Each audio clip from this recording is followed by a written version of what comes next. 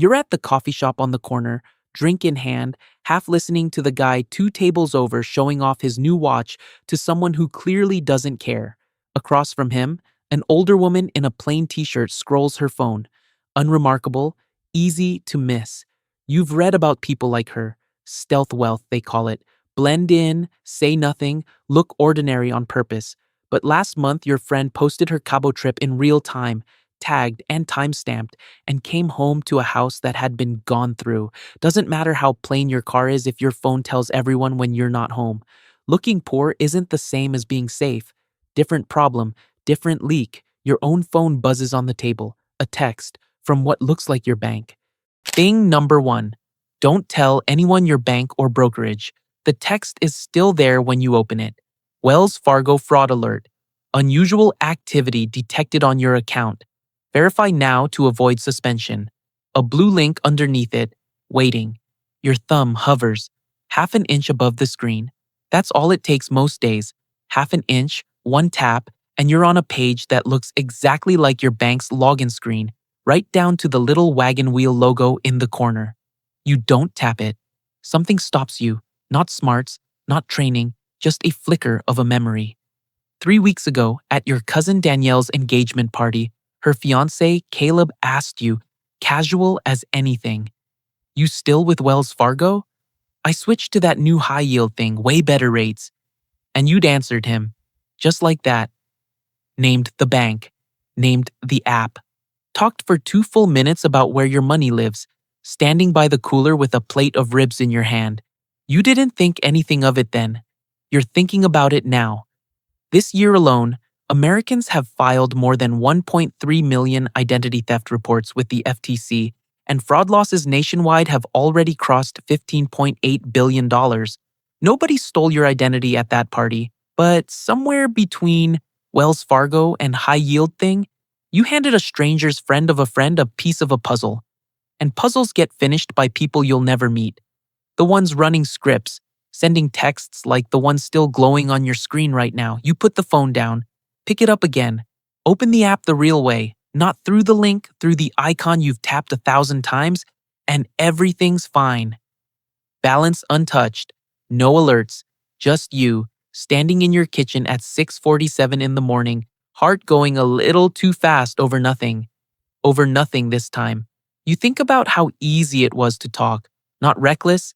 You're not reckless. You're careful with your PIN, your passwords, all the things you're supposed to be careful with. But nobody ever told you the leak isn't always a hacker. Sometimes it's a cooler full of ice and a plate of ribs and a question that sounds like small talk. So you do something small. You freeze your credit. A 2-minute process on each bureau's site. Free, reversible, the kind of thing that sits quietly in the background doing nothing until the one day it does everything. You turn on login alerts for the checking account and the brokerage account both. You don't tell Caleb any of this. You don't tell anyone. Not because you're hiding something shameful. Because the less anyone knows about where your money physically sits, which building, which app, which 4 digits start your routing number, the fewer doors exist for someone to try. You set the phone face down on the counter. Coffee's not even made yet, and you've already done the one thing that mattered most today. The number itself, how much is actually sitting behind that login? That's a different kind of secret, and it's not one you decided to keep on purpose. You just noticed, somewhere along the way, that you'd stopped saying it out loud. Thing number 2. Don't tell anyone your full net worth. Your dad's grill is smoking too hard because your Uncle Roland keeps opening the lid to check on the burgers, and every time he does, ash floats up over the folding table where you're sitting with a paper plate you haven't touched. "So," he says, not even looking at you, still poking at the meat. "You're doing good now, huh? Heard you got promoted." You say something small. "It's all right." He shuts the lid, turns around fully this time, and now you know you're not getting out of it. "Come on, what's that get you? 6 figures yet?" 6 months ago, you would have answered him. Would have said the number, maybe rounded down a little so it didn't sound like bragging, maybe rounded up a little so it didn't sound like you were still struggling. Either way, you would have said it. You don't say it now. Not because you're embarrassed, because somewhere in the last year you learned something your Uncle Roland has never once had to think about. Income and net worth aren't the same thing, and neither one tells the whole story by itself. He's asking about your salary. What he doesn't know, what nobody at this table knows, is what's actually sitting behind that salary. The 401k you started contributing to 2 raises ago. This year, the IRS lets you put up to $24,500 into it, and you're nowhere close to that ceiling. Not yet, but you're closer than you were. The credit card balance you paid down to zero, a number that used to sit right around $6,715, which happens to be almost exactly what the average American was carrying on their cards at the end of last year. The brokerage account you froze the login alerts on 3 weeks ago, none of that shows up in a job title. None of it shows up in a paycheck stub your uncle could glance at over your shoulder. It's all right, you say again, and reach for a chip. He laughs, shakes his head, calls you humble in a tone that means he thinks you're hiding something better than you actually are. Let him think that. The truth is messier and less impressive than he's imagining, and also none of his business. Not because he'd do anything with the number, but because the second you say it out loud, it stops being yours. It becomes a thing people compare themselves to, or compare you to, or bring up again in 6 months when they want to ask you for something. Your mom catches your eye from across the table. She doesn't ask. She never asks. You've noticed that about her. How she'll talk about the price of gas, the price of eggs, anything and everything except her own accounts, like the subject just doesn't exist for her. You used to think that was old-fashioned. You're starting to understand it was armor. Uncle Roland goes back to the grill. The burgers are fine, everything's fine, but you're doing the math in your head now. The real math. The kind that includes what's owed and what's saved, and what's growing quietly in an account you don't check every day. And you realize you've never actually written that number down anywhere. Never added it all up in one place, all the pieces, side by side. Which means there's a number you don't even fully know yourself yet, not the one your uncle's fishing for. The other one, the one sitting in a savings account for the day something goes wrong. Thing number 3, don't tell anyone your emergency fund balance. Your phone lights up on the dashboard while you're stopped at the light on Providence Road, and you already know who it is before you look, because only one person calls instead of texts anymore. Brianna. Your old roommate from your first apartment, now doing hair out of a rented chair on the east side. Still your closest friend, even though you only see her every few weeks now. Hey, she says, and you can hear something off in her voice before she even gets to it. This is so embarrassing. My car's making this grinding noise, and the shop says it's like $640 to fix, and I don't get paid again until Friday, and rent's due Wednesday. The light turns green. You drive through it slowly. You know exactly what's sitting in your savings account right now? $9,200. You know it the way you know your own address. Not because you check it obsessively, but because you built it on purpose. $200 at a time, out of a paycheck that never felt big enough to spare $200 from. You know that more than half of Americans this year say they couldn't cover a surprise $1,000 expense without borrowing it from somewhere. A card, a relative, a payday loan. You know you're not most Americans right now, not because you're special, because you decided 15 months ago to be boring about money instead of interesting. Brianna doesn't know any of that. She just knows you seem like you're doing okay. I can send you something, you say, and you mean it, and you will. Probably $150, enough to help. Not enough to make a dent in anything that matters. What you don't say is the number behind it. You don't say $9,200. You don't say it's supposed to cover 6 months if you lost your job tomorrow, and that most people your age haven't built anywhere close to that kind of cushion. You don't say any of it because the second you do, Brianna's grinding car noise stops being the only emergency in the conversation. Yours becomes one too. A resource. A thing to consider, a number people start doing math against. You're not protecting the money because you don't want to help. You already said yes. You're protecting the number because a fund like that only works if it's yours to decide on, every time, without an audience keeping score of what's left in it. You hang up and the rest of the drive goes quiet in a way it wasn't quiet before. Because here's the part you can't quite shake. You built that $9,200 out of small, unglamorous choices nobody watched you make. And now you're making another one, right here at a red light on Providence Road, deciding not to say the number out loud to someone you'd trust with almost anything else. Send the $150. Keep the rest to yourself. That instinct, the one that just kicked in without you fully deciding it, didn't start with money in a savings account. It started somewhere else, with a goal you stopped talking about a long time before you stopped working toward it. Thing number 4. Don't tell anyone your investment or savings goals. Break room, 2:40 on a Wednesday, and Tanner from accounting is microwaving something that smells like burnt popcorn while you wait for the coffee pot to finish its last drip. You still doing that whole investing thing? He asks, like it's a hobby you might have quit. Skateboarding, sourdough. Yeah, you say. Still doing it. What's the goal though? Like an actual number? And here's the thing. You have one. You've had one since January. Max out your Roth IRA this year, the full $7,500. The IRS allows now that you're contributing steadily instead of whenever you remember to. You've got $4,100 in so far, automated, $200 a paycheck, sitting in a fund that tracks the S&P 500 because that's what the one video you actually trusted told you to do a year and a half ago. You know the exact number you need by December. You could say it right now, standing here holding a mug that says World's Okayest Employee. You don't, because you remember what happened the last time you said a goal out loud. Different year, different person. Your old roommate's boyfriend, Grady, at a barbecue, when you mentioned you were trying to build up your savings past 5 figures. Grady laughed. Not mean, exactly. Just that specific laugh people do when they've decided your ambition is cute. Good luck with that, he said, and went back to his beer, and you spent the whole rest of the night smaller than you walked in. You didn't stop the goal. You stopped talking about it. Those turned out to be 2 very different things, and only one of them mattered. So now, standing across from Tanner and his sad microwave popcorn, you just shrug, trying to put a little more away than last year.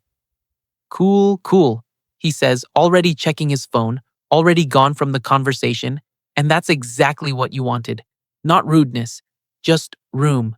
Room to keep moving towards $7,500 without somebody's opinion sitting on top of every dollar.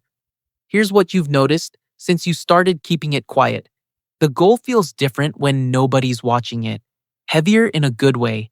Like it's actually yours instead of a performance you're giving for an audience that'll forget about it by next week anyway. The automated transfer still hits every payday whether or not anyone's impressed by it. That's the part people miss. The money doesn't care who's watching. It just moves, or it doesn't. You take your coffee back to your desk. Tanner's already forgotten the conversation. You haven't.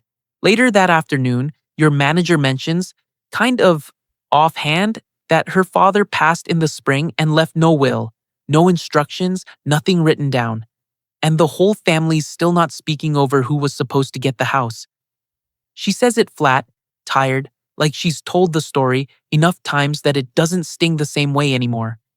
You nod along, say the right things, go back to your spreadsheet, but it sits with you the rest of the day. Not the sadness of it, exactly, the plainness. A grown man with a house and a car and probably a savings account, and not one piece of paper saying what happens to any of it. You think about your own accounts, your own nothing written down anywhere. Thing number 5. Don't tell anyone your estate plan. Details. You book the appointment on a Thursday night, still in your work clothes, sitting on the edge of your bed with your laptop balanced on your knees. Trust and will, $199 for the basic package. You almost close the tab twice before you finish it. It's not dramatic. That's what surprises you. You expected something heavier. Lawyers, mahogany desks, the kind of scene you've seen in movies. Instead, it's a website asking you simple questions. Who gets your car if something happens to you? Who gets what's in your brokerage account?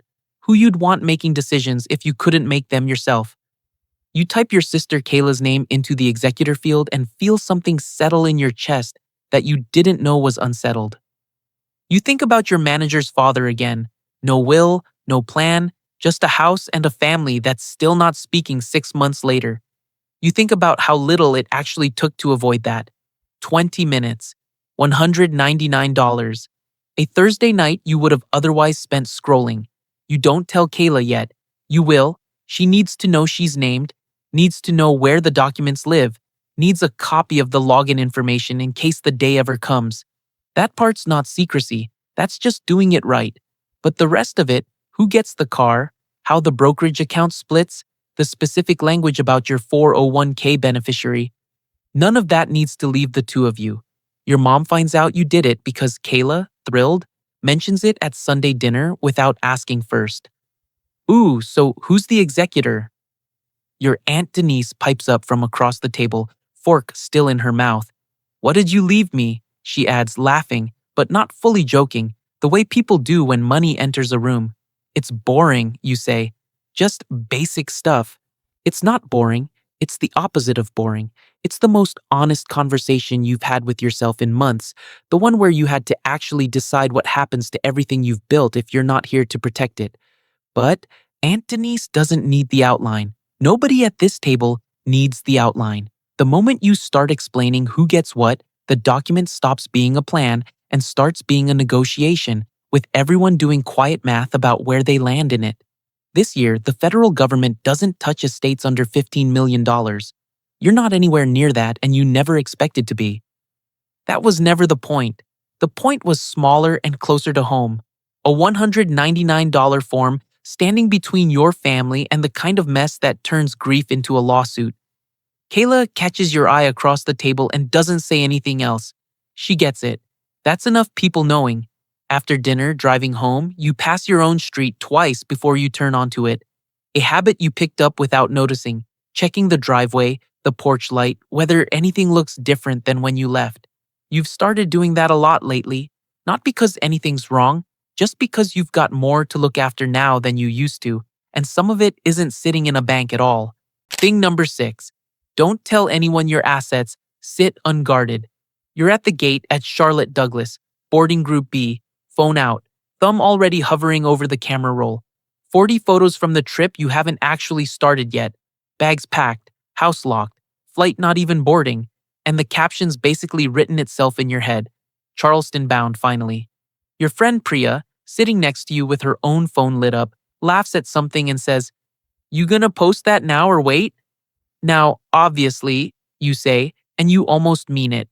Then you think about your porch light, the one you've started checking twice before you leave the driveway, ever since you signed that estate paperwork and started noticing, for the first time, how much you actually have sitting in one place. Your TV, your bike, the MacBook's still open on your kitchen counter right now, this exact minute, in an empty house 4 miles from where you're sitting. You think about a study out of the University of North Carolina's Criminal Justice Department that found more than 75% of convicted burglars said they used social media and Google Street View to pick their targets. Not hacking anything, not breaking anything, just reading what people volunteer. And a survey, Allstate cites, puts it even plainer. About 1 in 3 people post their vacation plans before or during the trip. And for people your age, it's closer to 1 in 2. You'd be the 1 in 2. Sitting right here at gate C14, about to be. Priya's already posted hers. Airport selfie, location tagged, timestamp the second she sat down. She's not wrong to. Most people do it and nothing happens. But you keep thinking about your own house. Empty, dark, no car in the driveway, sitting there exactly as advertised to anyone who happens to be looking, or anyone Priya's followers happen to know, or anyone who follows you back. You put the phone face down on your knee. Not because you're paranoid, because you finally have something in that house worth a stranger's attention, and posting, "We're gone for 5 days" is just handing over the one piece of information a burglar actually needs. Not your address, not your alarm code, just timing. When you're not there. That's the whole ask. You'll post it Sunday night, from your own couch, bags still by the door, photos already 3 days old by the time anyone sees them. Same trip. Same memories, just told backward, on purpose, So the story arrives after the house is full again instead of while it's empty. Priya doesn't ask why you didn't post yet. She's back on her phone, replying to someone, and the moment passes the way most of these moments do, quietly, without anyone noticing you decided at all. The flight boards. You put your phone away for real this time. And somewhere over Columbia, South Carolina, you find yourself thinking less about the beach and more about a folder on your laptop. The one you started building the same week you did the estate paperwork.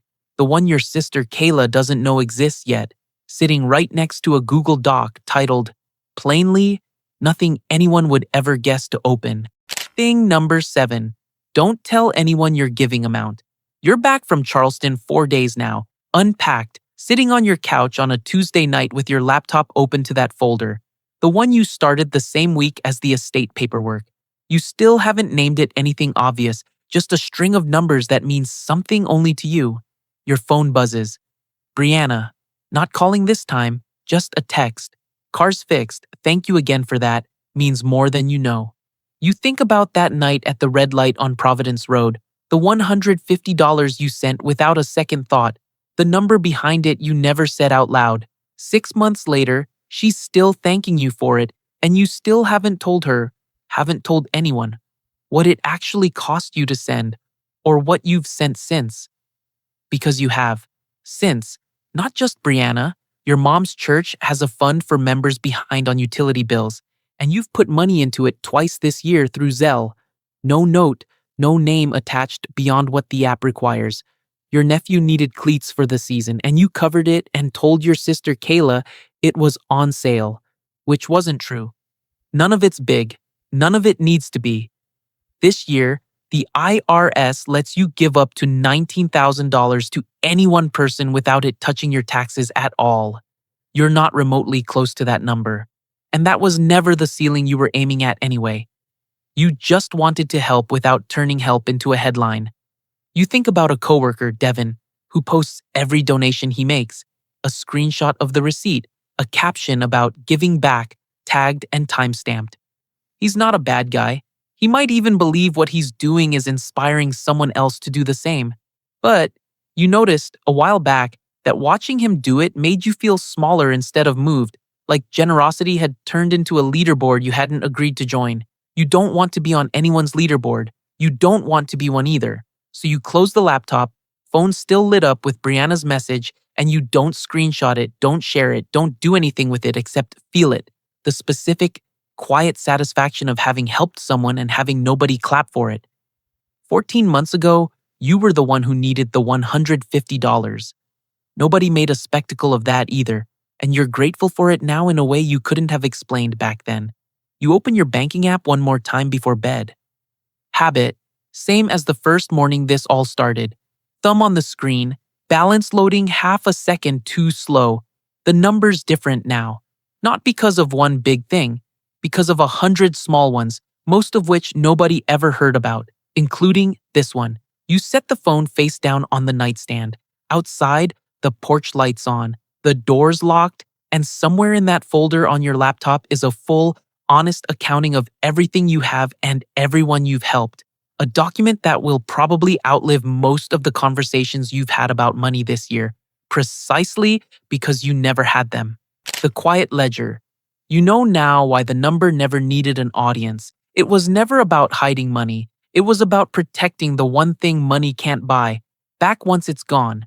The space to build without somebody else's hands in it, their opinions, their assumptions, their quiet math about what you owe them just for having it. 14 months ago, you checked your phone before coffee out of dread. Now you check it out of something closer to ownership. Nobody clapped for either version of you, and that turned out to be fine. Tomorrow the porch light comes on the same as always. The folder stays where it is. Brianna still doesn't know the number, and she never has to. What you're left with isn't a lesson. It's a habit, the one where you build quietly and let the account speak for itself. To no one.